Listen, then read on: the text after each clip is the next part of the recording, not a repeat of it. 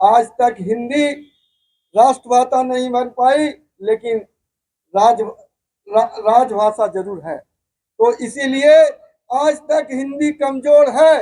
यह प्रूफ हो गया कि अंग्रेजी के नाउन का ट्रांसलेशन नहीं होता है। पूरे लोग पढ़े हो, बता दो। इस देश में सबने पढ़ा है, नाउन का ट्रांसलेशन होता है तो बता दो। अगर किसी बता दो, कहीं दिखा दो कि नाउन का ट्रांसलेशन होता है। नरेंद्र मोदी साहब, नरेंद्र आप इंग्लिश में लिखते हो, हिंदी में नरेंद्र लिखते हो। अगर नरेंद्र इंग्लिश में है तो हिंदी में भी नरेंद्र लिखो। अगर लोहारा इंग्लिश में है तो हिंदी में लोहारा लिखा। इस कांग्रेस जो छक्के की पार्टी है, जो राहुल गांधी जी, मैं उनको चैलेंज करता हूं खुले मन से। अगर एक भी इन्होंने दिखा दिया तो मैं इस धरती पर फांसी लगा लूंगा। और लोहार ने डिसाइड कर लिया, बहुत सेवा किया हूं, अब तुम्हारे धर्म परिवर्तन कर लूंगा अगर सताओगे तो। बर्दाश्त की सीमा से बाहर हो गई। जो लोहार, केवल एक लोहार के लिए, जब हमारा संविधान ने कहा कि जब कि बदली नहीं हो सकता है नाम, जो अंग्रेजी लोहारा लिखा गया उसका हिंदी काका कालकर आयोग ने लोहार लिखा। 1976 में जो पहली जनजातीय सूची और SC ST की सूची प्रकाशित हुई, उस सूची में लोहार लिख करके आया और मेरे भी खतियान में लोहार लिखा हुआ है। क्या मैंने गुनाह किया जो तुमने लोहारा लिख दिया? तुम हिसाब दो। अगर तुम अच्छे इंसान हो, अगर तुम सच्चाई से सरकार चलाते हो, अगर तुम राहुल गांधी तुम में हिम्मत है तो बताओ। तुमको तो मैं खुलेआम चैलेंज करता हूं। यह समाज ऐसे पैसे से बंधा हुआ है जिसके पास टाइम नहीं है। अगर वह रोज कमाएगा नहीं तो इनके घर में खुशहाली नहीं आएगी। इस कारण से नहीं तो तुम्हारा तो मैं ईंट से ईंट बजा देता था इस धरती पर। जो बिहार में न्याय यात्रा निकाले थे ना, तुम न्याय यात्रा निकालते हो बेशर्मो। तुम्हें न्याय यात्रा निकालने का कोई अधिकार नहीं है।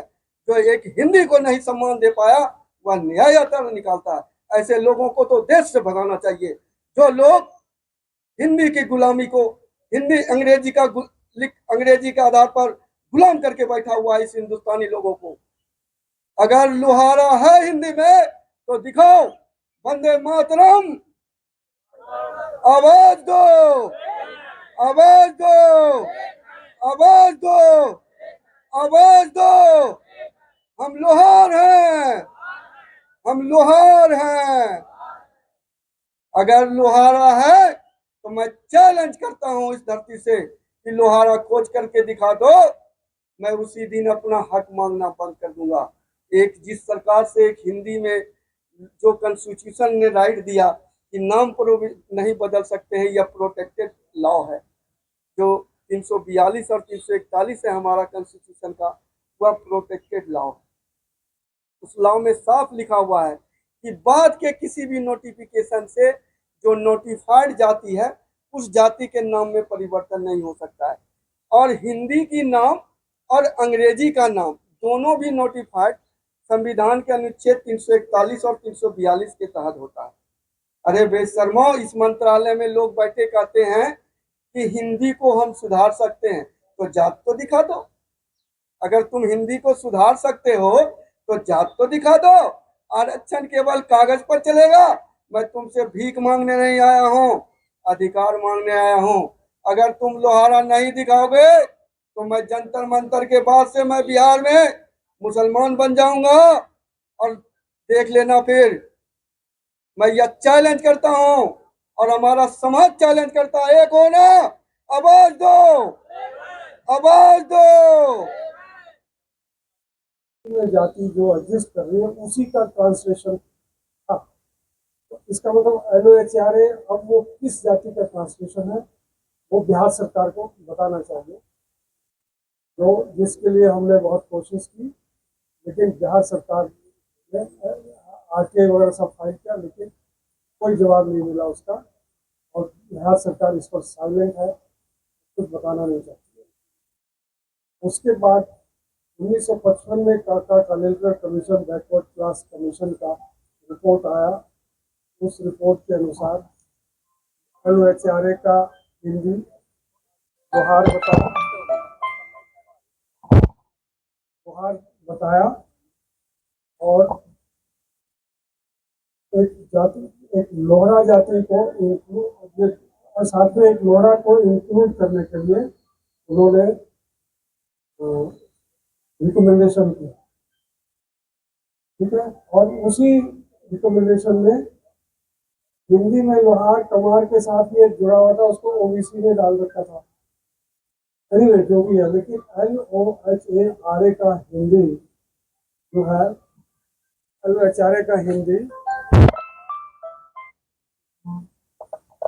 LOHARA का हिंदी लोहार है, ये साबित हो गया वहां से। उसके बाद 1976 में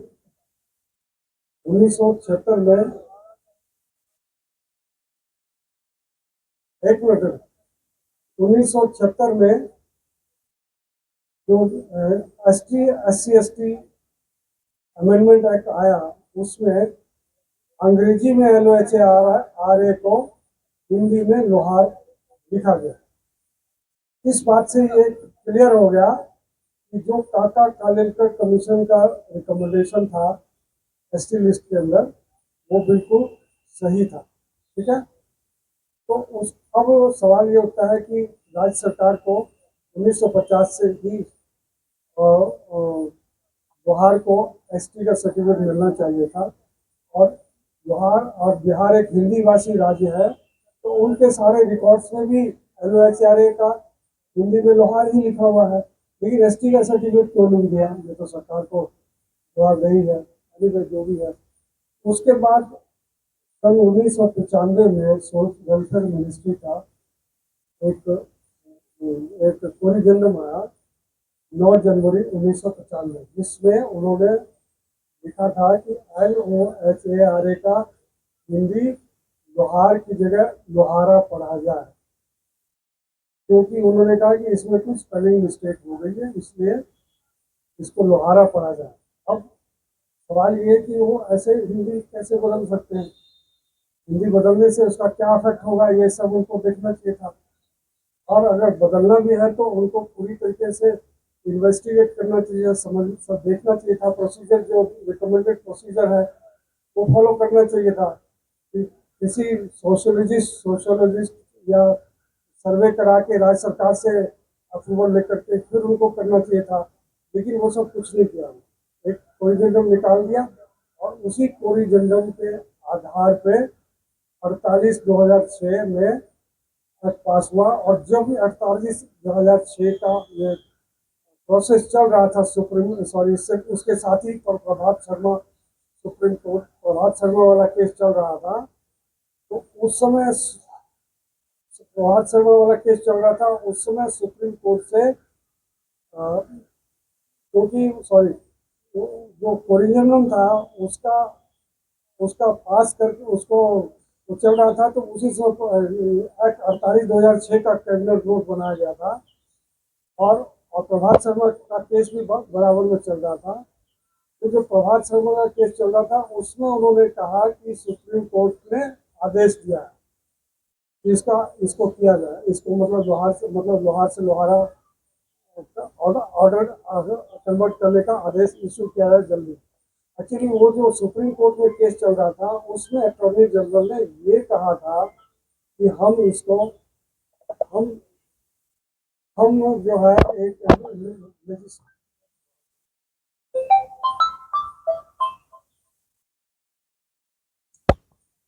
सुप्रीम कोर्ट में जब ये केस चल रहा था तब प्रभात शर्मा वाला, तब अटॉर्नी जनरल जो था उसने सुप्रीम कोर्ट में कहा कि इस विषय जो 1995 वाला जो कोरिजेंडम है उसको हम एक्ट के रूप में पार्लियामेंट से अप्रूवल करके लाना चाहते हैं, हमें आप कुछ समय देंगे।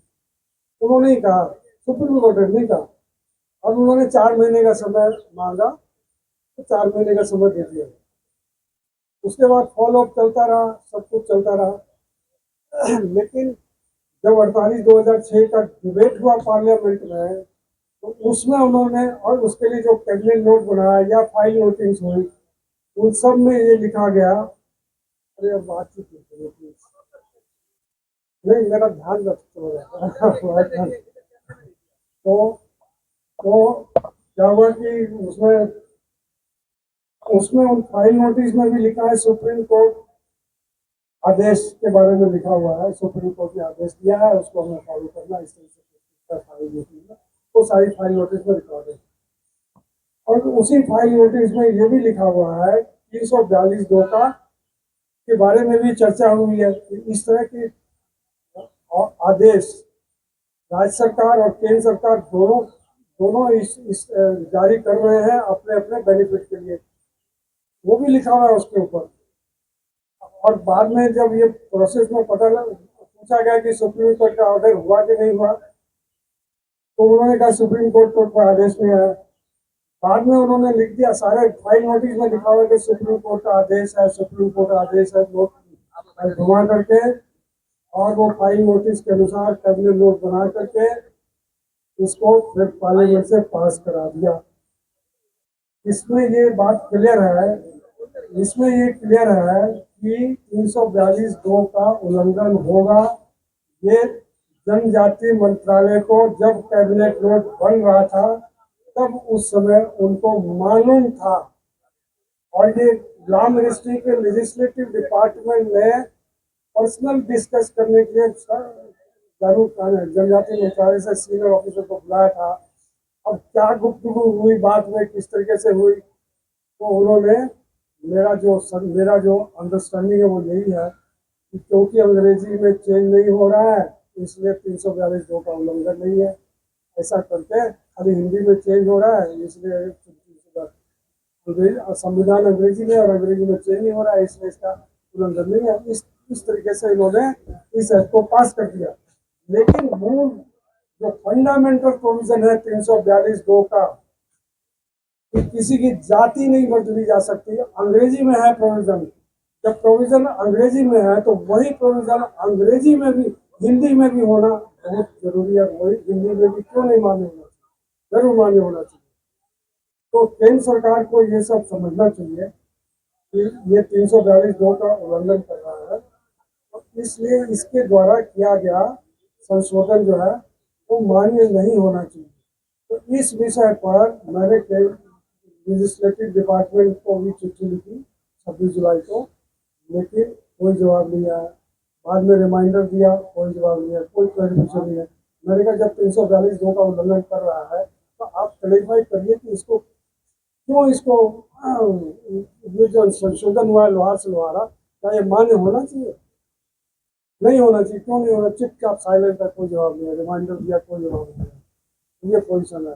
और आरटीआई में भी इसका आरटीआई में भी डाला था इंफॉर्मेशन के लिए, तो उसमें भी सीपीआई और ये सेंट्रल इंफॉर्मेशन कमीशन सब घूम फिर के चुपचाप साइलेंट हो जाते हैं, और कोई जवाब नहीं देते।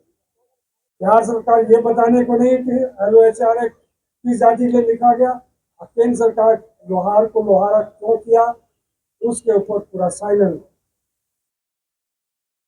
तो मेरा यही कहना है कि जो मेन प्रॉब्लम है ये 342(2) का उल्लंघन का प्रॉब्लम है, और सरकार इस चीज़ को रियलाइज करना चाहिए। और सरकार जब तक हमारी आवाज़ पार्लियामेंट में नहीं उठेगी तब तक ये सुलझेगा नहीं। और ये सुलझ सकता है अगर लेजिस्लेटिव डिपार्टमेंट क्लियरली इशू कर दे, क्योंकि सारे लॉ का एनालिसिस वगैरह जितना भी है वो सब लेजिस्लेटिव डिपार्टमेंट करता है। तो उसको लॉ पॉइंट ऑफ व्यू से 342(2) का उल्लंघन है नहीं है ये तो उसको डिसाइड करना चाहिए। तो 342(2) के अंदर जो भी प्रोविजन है कि जाति नहीं बदल सकती है, अंग्रेजी हो, अंग्रेजी में जब नहीं कर सकते तो हिंदी में भी नहीं कर सकते, तो हिंदी में कर दिया। तो ये वेदर दिस इज ये क्लैरिफाई करना चाहिए कि भाई ये वैलिड है कि नहीं है, लेकिन साइलेंट है। तो ये तो सरकार को बताना चाहिए, लेजिस्लेटिव डिपार्टमेंट बता सकती है अगर उसको प्राइम मिनिस्टर कहे कि भाई आप इसका क्लैरिफिकेशन जारी करो। हमने चिट्ठी लिखी है, दिनेश जी गए भी थे वहाँ मिनिस्ट्री में पता करने के लिए, लेकिन कुछ हुआ नहीं है। रिमाइंडर भी दिया, कुछ हुआ नहीं है। तो हम लोगों को अभी हमको यही कि पॉलिटिकल प्रेशर डलवा करके इस संशोधन को अमान्य करवाना, अमान्य हो जाएगा, क्योंकि 348(2) का उल्लंघन है। अगर अमान्य हो जाएगा तो हमारी अधिकार रिस्टोर हो जाएगी ऑटोमेटिकली। यही मेरा कहना है, मेन पॉइंट।